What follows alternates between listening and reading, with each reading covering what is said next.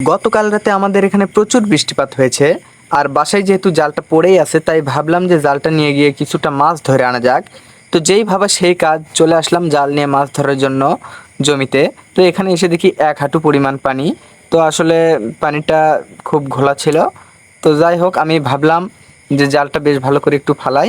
এদিকে আমার cameraman video করতেছিল এবং জারিফ দেখেন ভিডিওর সামনে এসে, ক্যামেরার সামনে এসে কিন্তু খিলখিল করে হাসতেছিল। তো অনেক সুন্দর করে জালটা আমি ফেলছিলাম, যেন অনেক সুন্দর সুন্দর এবং ভালো ভালো মাছ ওঠে এই জালের ভেতর। যখন আমরা জাল ফেলাছিলাম তখন বাজে বিকাল 5টা, আসরের আজানের সময়।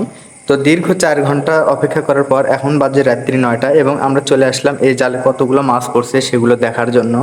তো আপনারা ধৈর্য ধরে আর একটু সময় অপেক্ষা করুন, আমরা দেখাবো আমাদের এই চায়না জালে আমরা আজকের দীর্ঘ 4 ঘন্টা অপেক্ষার পর কতটুকু মাছ সংগ্রহ করতে পারছি। তো এই দেখুন, আমি জালের যে থলি আছে এটা এখন খুলতেছি এবং এখান থেকে আমি মাছগুলো বালতিতে ঢালতেছি।